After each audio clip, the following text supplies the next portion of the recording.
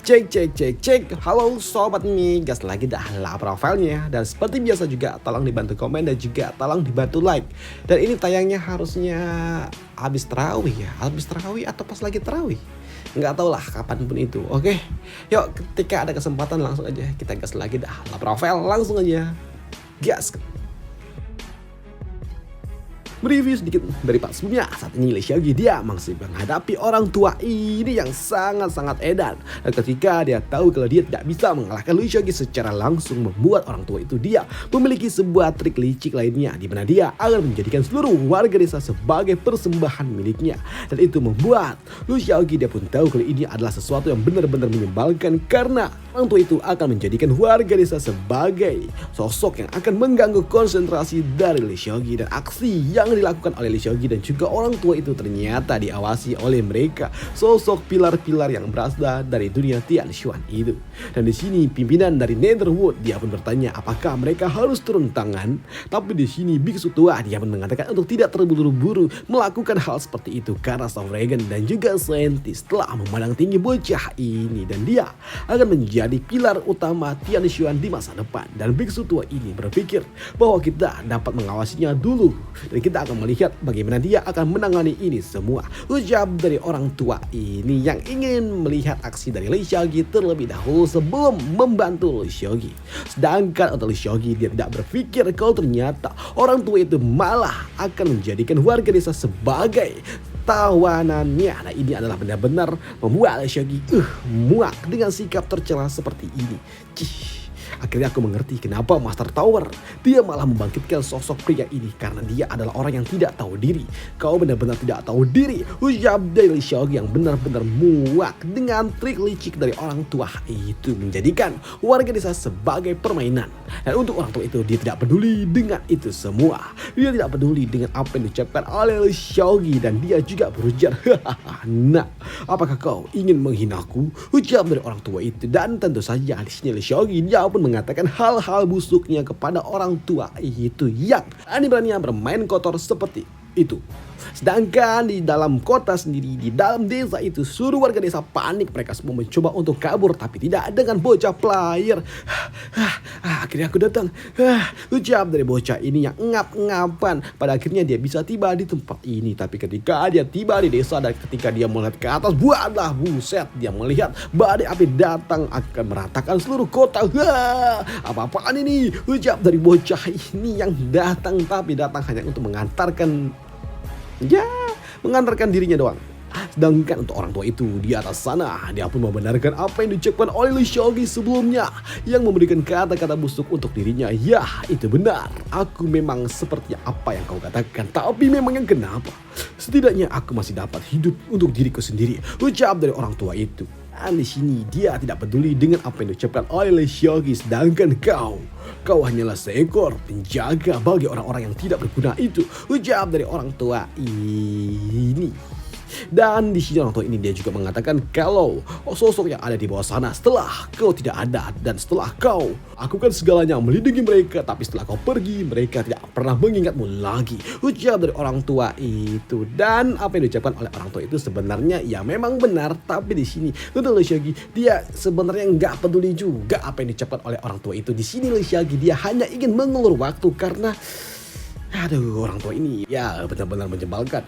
Jika bukan karena aku harus melakukan sebuah persiapan memerlukan waktu yang banyak untuk menghentikan api ini, aku tidak akan mungkin mau repot-repot mendengar semua omong kosongmu, ucap dari Lee Seok-gi yang sengaja dia banyak omong juga karena dia ingin mengulur waktu.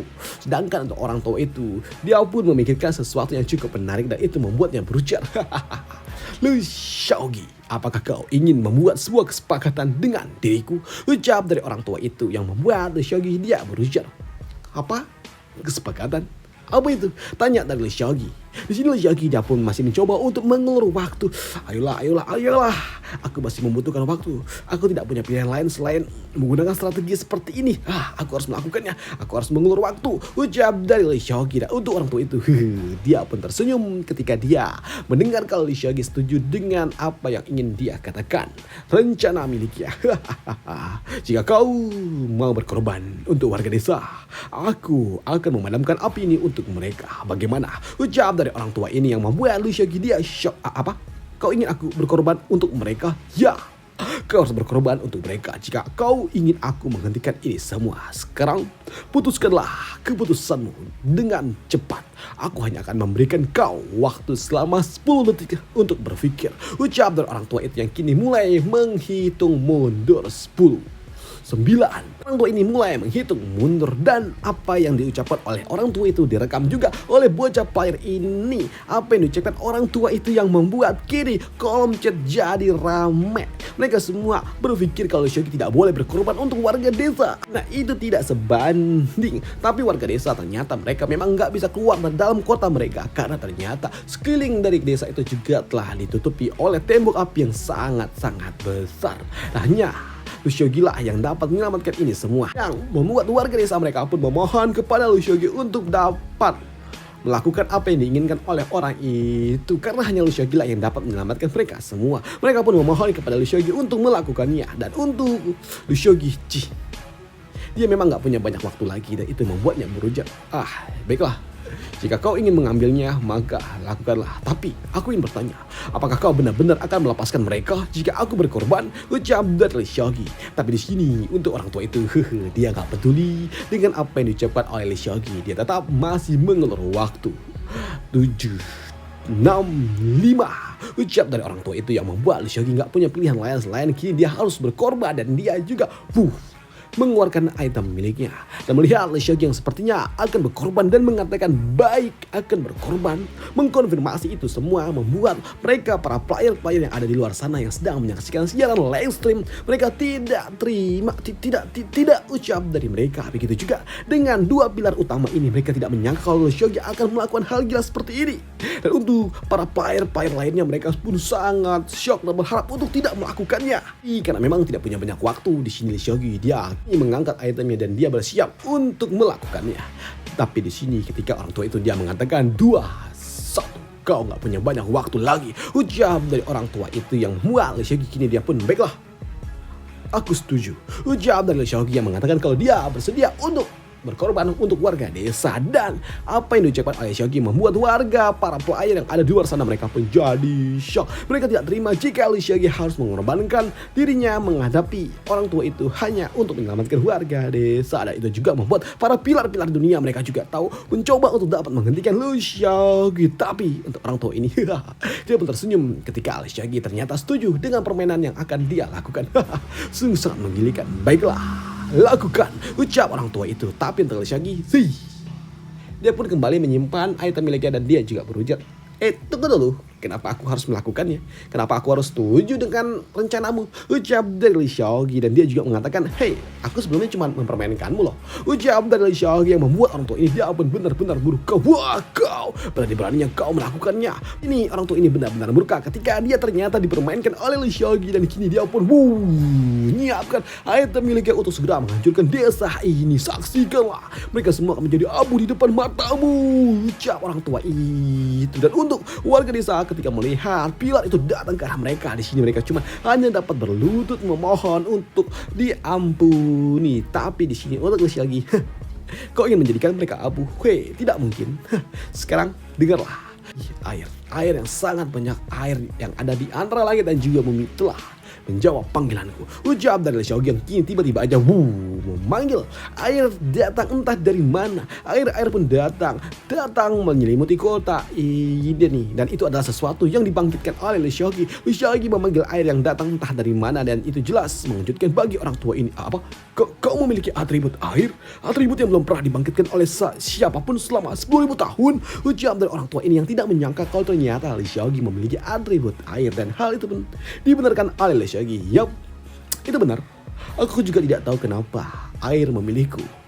Ini sama seperti saat itu. Aku tidak tahu, tapi aku mendengar kalau mereka sepertinya sedang bersorak-sorak dengan diriku. Ucap dari Xiaoqi, dan di sini Xiaoqi dia pun berpikir apakah ini semua terjadi karena ini adalah immortal dari Ascension miliknya, hingga dapat membuat dirinya mendengar suara-suara air. Bila yang telah dilepaskan oleh orang tua itu kini beradu dengan air yang telah diciptakan oleh Xiaoqi, dibangkitkan oleh Xiaoqi, dan itu membuat kini benturan energi sangat besar pun terjadi. Dan untuk Xiaoqi, Dia pun sangat-sangat tenang saat dia mendengar kalau ternyata butiran-butiran air yang ada di sekitarannya olah-olah sudah lama menunggu dipanggil oleh Lee Seok-gi. Dan ternyata ini adalah sesuatu yang sangat luar biasa disaksikan juga oleh para pilar-pilar. Mereka tidak menyangka kalau ternyata Lee Seok-gi dapat memanggil air yang sangat besar seperti itu. Membuat mereka pun tahu kalau mereka tidak lagi perlu untuk campur tangan karena Lee Seok-gi dapat memadamkan api besar itu.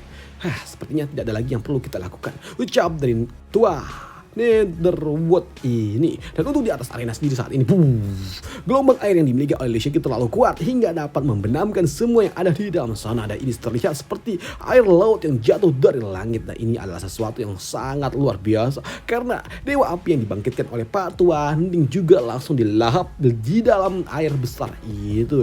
Terlihat seperti seolah-olah sedang dimakan. Dan itu juga berlaku kepada orang tua itu yang kini masuk ke dalam air yang telah dibangkitkan oleh Lee Seok-gi ini. Ini pertama kalinya aku merasakan sensasi dilahap, ucap dari orang tua itu. Ternyata begini rasanya telah dikalahkan oleh seseorang. Dan sepertinya ini adalah kekuatan langit dan juga bumi, atribut air yang luar biasa. Ya, dari orang tua itu sisa-sisa ketika dia dilahap oleh gelombang air yang telah dibangkitkan oleh Lee Seok-gi. Dan semua api yang telah diciptakan oleh orang tua itu juga langsung lenyap, hilang, dipadamkan oleh Lee Seok-gi yang membuat kini langsung turun hujan. Dan itu adalah dari Lee Seok-gi yang dapat memadamkan semua api dengan memanggil air yang tiba-tiba aja muncul entah dari mana. Dan kini Lee Seok-gi dia menurunkan hujan pula yang membuat para player-player yang ada di luar sana, mereka pun yang menyaksikan pertandingan ini akhirnya mereka dapat bernafas lega ketika melihat Lee Seok-gi ternyata memiliki atribut yang sangat luar biasa, dapat mengalahkan orang tua itu. Syukurlah dia baik-baik saja, pikir dari mereka. Dan ternyata di arena sendiri saat ini gelombang air yang dibangkitkan oleh Seok-gi memang sebesar ini. Seok-gi membangkitkan air, mengumpulkan air sampai sebesar ini untuk dapat melenyapkan orang tua itu. Dan untuk orang tua itu ternyata dia ada di dalam gelombang air besar itu. Dan di sini orang tua itu dia pun tahu kalau dia telah dikalahkan oleh Lee Seok-gi. Dan dia juga berujar, ya kau telah menang, tapi kalau aku sedang dalam posisi puncak, kau pasti akan kalah dengan diriku, ucap dari orang tua itu. Tapi untuk Lee Seok-gi dia berujar, benarkah? Apakah begitu? Sebenarnya aku dapat melakukannya langsung aja, tapi aku sengaja membiarkan kau ya sisa sedikit karena aku masih punya beberapa pertanyaan, ucap dari Lee Seok-gi. Kau ingin bertanya kalau aku menyesal telah melakukan hal seperti itu? Tidak, simpan saja nafasmu itu, karena aku tidak menyesal menjadikan orang-orang sebagai permainan seperti itu. Orang-orang rendahan itu mereka tidak layak, dan ketika aku memiliki sebuah kesempatan aku akan menghabisinya, ucap dari orang tua itu yang tidak peduli dengan warga desa. Tapi di sini untuk Seok-gi dia nggak peduli juga sebenarnya dengan warga desa, dan itu membuatnya berujar, tidak, aku sebenarnya nggak peduli juga dengan itu semua. Karena yang ingin aku tanyakan itu berbeda. Aku ingin bertanya, apakah Bibi Ning dia ada di matamu? Ucap dari Lee Seok-gi. Bibi Ning. Ternyata dia telah mencapai usia di mana dia bisa menjadi seorang bibi. Ternyata waktu berjalan terlalu cepat, ucap dari orang tua itu yang mengingat tentang putrinya. Dia teringat dengan putrinya Ning Er ini. Ning Er. Sebenarnya arti dia di mataku Ning Ying, kau sebenarnya saat kita bertengkar waktu itu, aku hanya ingin memelukmu. Pada saat itu, aku tidak melakukannya selama 10 tahun ataupun lebih, ucap dari orang tua itu yang kini hilang secara sempurna. Dia telah dikalahkan oleh Lee Seok-gi. Dan ternyata orang tua itu sampai akhir hayatnya dia memang jahat. Waduh.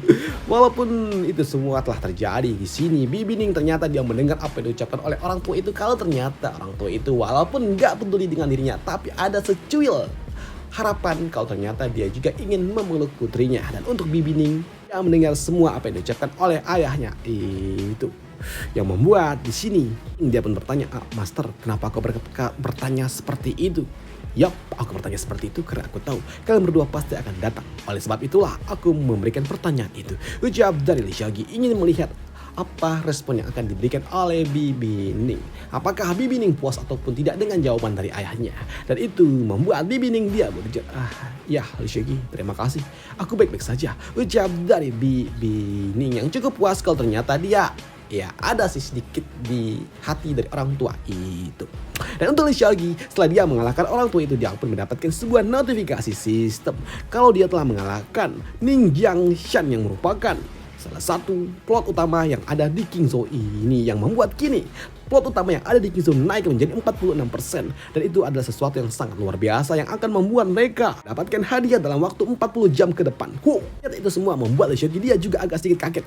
15% dalam mengalahkan dirinya sendiri. Wih, gila. Aku tidak menyangka kalau ternyata orang tua itu dia adalah bos besar. Pikir Lee Xiaogi, tapi ternyata di sini bukan cuma Lee Xiaogi saja yang mendapatkan sebuah notifikasi sistem, tapi seluruh para player-player yang ada di Kingzhou ini mereka mendapatkan notifikasi sistem kalau di sini Lee Xiaogi telah mengalahkan Ning Jianshan, yang membuat kini mereka akan juga mendapatkan hadiah dalam waktu 48 jam ke depan, sekitar 2 hari lah. 2 hari ke depan mereka akan mendapatkan sebuah hadiah. Karena saat ini plot utama yang ada di Kingzhou telah mencapai 40%, dan itu membuat mereka sungguh sangat senang.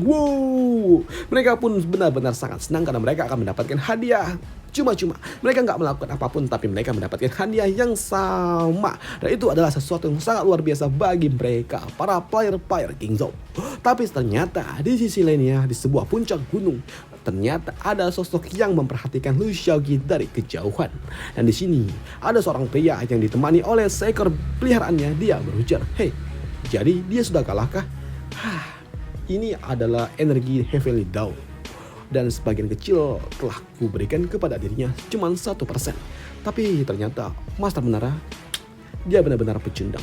Tapi ya terserahlah, tidak berguna juga. Ya, dari seorang pria muda, dan kini dia pun mengambil sesuatu dari balik bajunya, dan ternyata yang diambilnya adalah udui. Waduh, dia mengambil udui dan dia juga berujar, api Tian Xuan sepertinya harus lebih ganas lagi. Ucap dari orang ini. Menyeret kakimu seperti ini, kapan kau bisa kembali ke dunia itu?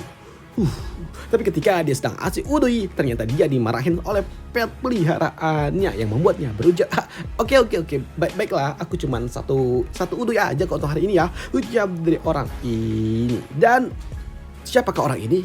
Kenapa tiba-tiba ada udui dan ada peliharaan? Ini cukup membingungkan, karena memang sosok pria ini hanya muncul satu kali ini, sebelum nantinya mungkin di chapter-chapter selanjutnya akan muncul. Dan kita akan bahas di part lanjutannya aja. Dan sepertinya pria itu adalah anomali sama seperti Lee Xiaogi. Dan sampai jumpa di part lanjutannya. Bye, thank you.